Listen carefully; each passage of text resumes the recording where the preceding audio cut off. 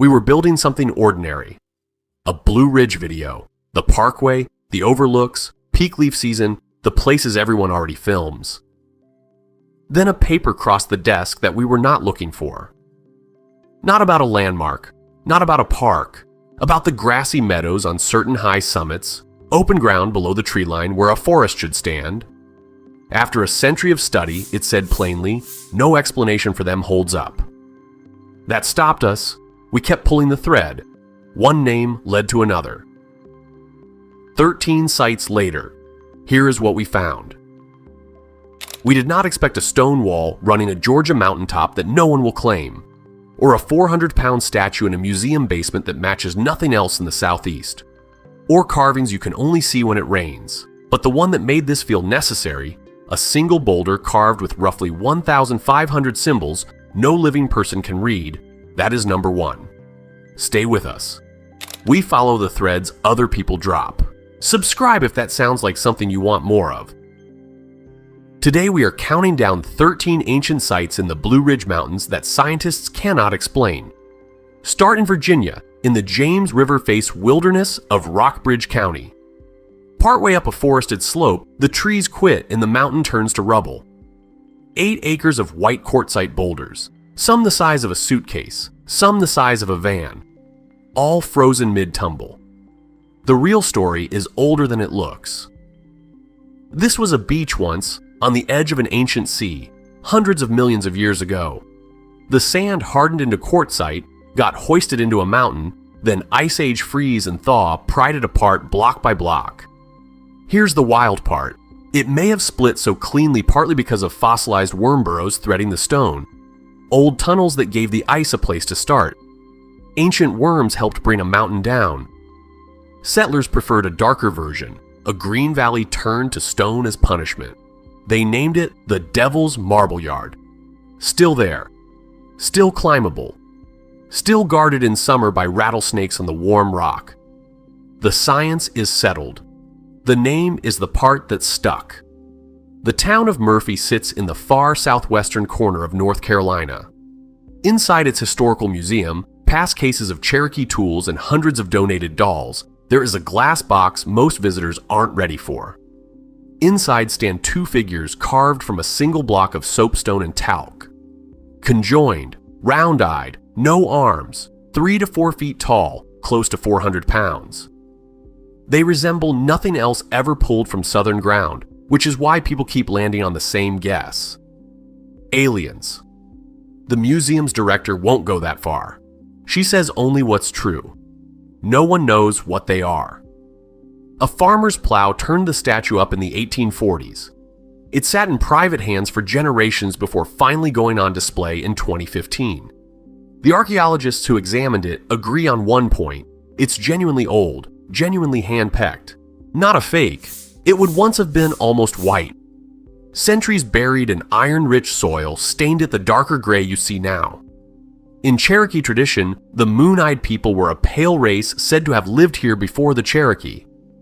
This statue is the only object anyone can hold up as maybe, possibly, a picture of them. And it answers nothing. It just holds your gaze. Here's the detail that stopped us. There is a slab of rock in South Carolina covered in ancient carvings that you cannot see on a sunny day. The place is Hagood Mill in the Blue Ridge foothills of Pickens County, a working 1845 grist mill, a tall water wheel, a creek, an old native footpath.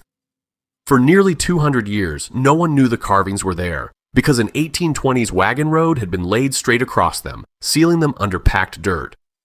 When a statewide petroglyph survey reached the mill, the lead archaeologist checked the exposed rock in dry sunlight and found nothing. The pecked lines are shallow. In flat light, they disappear. Then, on a rainy January day in 2003, a volunteer named Michael Bramlett looked again. Water had settled into the grooves. The overcast killed the glare. And a human figure surfaced out of the stone, the first human figure petroglyph ever documented in South Carolina. They eventually counted at least 32 carvings, roughly 17 of them human, dated to about 1,000 years old. What they mean is anyone's guess.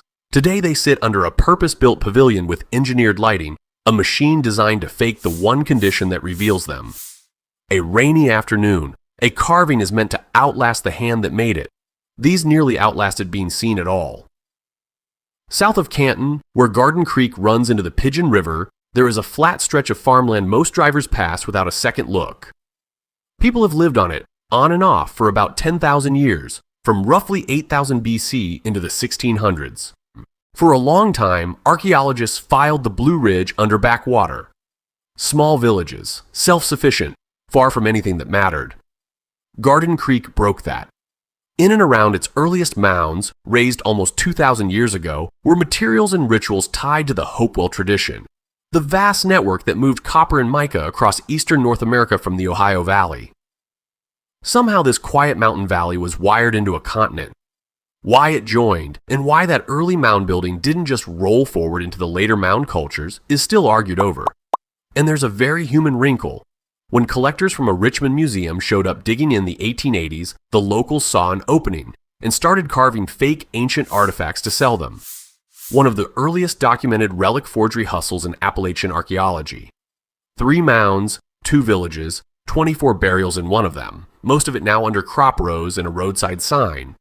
The valley never stopped trading. It just switched for a while to selling counterfeits of its own past. Follow the French Broad River toward the Tennessee line into a gorge that pinches the road, the water, and everything moving through into one tight passage. Look up.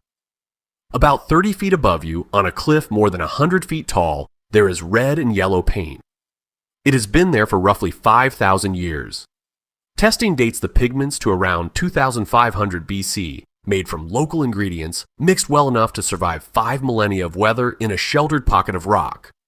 Humans, animals, fish, birds laid across the stone at the exact point where no one passing could miss them. That placement is the whole argument. This wasn't idle marking. It reads like a message posted at a choke point on a mountain route, meant to be seen by everyone who came through, whether they could read it or not. One line from a 1799 diary lands hardest. The first man to write the site down was a surveyor, and he complained the paintings were already being blackened by the campfires of travelers who camped at the base of the cliff. The site was being smoke damaged by sightseers more than 200 years ago. It's still there, and it fades a little more each year. Sooted, weathered, easy to drive past. Bring binoculars and good light. 5,000 years of people have stood under it. Almost none of them could read it either. Here's the detail that stopped us cold. A man drove past the same cornfield outside Bryson City more than 300 times before he noticed it. One patch, out in the middle, where every cornstalk grew to exactly the same height. That patch was a buried mound. And not just any mound, this is Kituwah. The Cherokee call it the mother town, the origin place of their people, one of the 7 mother towns, recognized as such by all 3 Cherokee nations. People have lived on this bend of the Tuckasegee for close to 10,000 years. The mound at its center was raised about 1,000 years ago, and a townhouse on top once held a fire that was never allowed to die. Emissaries traveled here each year to carry that fire home. Then in the 1830s, the Cherokee were forced west. Settlers took the land and plowed it. Season after season, they dragged a monument that once stood 15 to 20 feet tall down toward the level of the field until it was barely 5 feet high. They had no idea what it was. In 1996, the Eastern Band bought it back. 300 acres, their first major reclamation of home ground. The fire went out a long time ago. The ground where it burned is still warm to the people who never stopped coming home. Stay in western North Carolina and step into downtown Franklin. A few blocks of storefronts, ordinary traffic, and a grass-covered pyramid sitting in the middle of it, mowed and fenced, as if the town simply grew up around something it couldn't move. It's called Nikwasi, Nokisi, the Star Place. A Cherokee mound raised around 1,000 years ago, measured in a 1937 survey at roughly 100 feet long and 20 feet tall. No one has ever dug into it, so its exact age and the exact hands that built it stay open questions. Scholars call it one of the best preserved and least understood mounds in the region. Cherokee tradition fills the silence. It holds that immortal spirit warriors live inside the mound and have come out in the darkest moments to defend the town. There's one more thing people remember about Nikwasi. After World War II, a developer wanted the land. The mound was saved when a local attorney raised the money to buy it, about $1,500, much of it in pennies, collected by the school children of Franklin. It still stands on East Main Street. Stewardship is slowly returning to Cherokee hands. A town once measured its own decency in a jar of children's pennies. The mound kept the receipt. If you're enjoying following this rabbit hole with us, a like genuinely helps more people find these places. And tell us in the comments, have you stood at any of these? Some of you grew up near them. We read all of it. Fort Mountain rises above Chatsworth, Georgia, at the western edge of the Blue Ridge. Climb to the top and you find a wall. Not a fence. A wall. Stacked stone, no mortar, running somewhere between 855 and 928 feet along the crest, tying itself into the natural boulders, dropping between two cliffs. 2 to 6 feet tall now, lower than it once stood. Along its length are close to 30 pits, evenly spaced, and the ruins of what looks like a gateway. Nobody knows who built it. Nobody knows why. That vacuum has pulled in every theory imaginable. A Welsh prince named Madoc, Spanish conquistadors chasing gold, prehistoric sun worshippers, warring tribes, a honeymoon site for Cherokee newlyweds. The markers at the site actually list these, flatly, side by side, and then concede the true answer may never be unearthed. Careful archaeology in the 1950s settled the part that matters. The wall matches other prehistoric stone enclosures across the region. It's native built, most likely between the years 500 and 1500. The purpose, ceremonial defensive, astronomical, is the piece still missing. Into that gap steps the oldest story of all. Cherokee tradition speaks of the Moon-Eyed people, a pale race said to have lived here first. It's folklore, not archaeology. And it has an ugly history of being used to credit anyone but native people for their own work. But standing on a wall, no one will claim you can feel exactly why a legend rushed in to fill the silence. The wall is still there. So is the pit line. So is the question. Someone did this on purpose. That's the only thing the mountain will confirm. Here's the detail that stopped us on this one. 20 years before the lost colony at Roanoke, 40 years before Jamestown, the first European settlement in the interior of what's now the United States was built on a floodplain outside Morganton, North Carolina. Then it was erased so completely that its location vanished for 4 centuries. The town there was Joara, a large native community in the upper Catawba Valley, occupied from around 1400 to 1600. In late 1566, a Spanish captain, Juan Pardo, marched inland from the coast, hunting a route to Mexico, and built Fort San Juan at Joara. He left about 30 soldiers behind. It lasted less than 18 months. In 1568, the people of Joara burned the fort and killed nearly every soldier in it. Then they did the same to 5 more Spanish outposts across the region. Spain's push into the interior collapsed in a matter of weeks, a decisive act of native resistance that almost no one is taught. And then the place slipped out of memory. The Smithsonian logged an unexplored earthen mound here in 1891 and moved on. It took modern archaeologists, digging from 1986 forward, to pull burned fort walls and 16th century Spanish artifacts out of the dirt and prove what this quiet farmland had been. This is the one entry where the mystery has an answer. The site was never unexplainable. It was lost, and then it was found. The people who burned that fort won. History just left it out of the record for 400 years. Not far from Morganton, a long, low ridge called Brown Mountain sits in the Pisgah National Forest. On the right night, if you're patient, lights come up over it. They rise, they hover, they flare and fade and drift. People have reported them for a very long time. A surveyor wrote them down in 1771. By the early 1910s, the newspapers had them and the whole country leaned in. So the government came. Twice. In 1913, the U.S. Geological Survey sent a man who blamed locomotive headlights. Locals weren't satisfied. In 1922, the survey sent another geologist who spent 2 weeks on the ridge with a surveying telescope and cataloged 23 lights over 7 nights.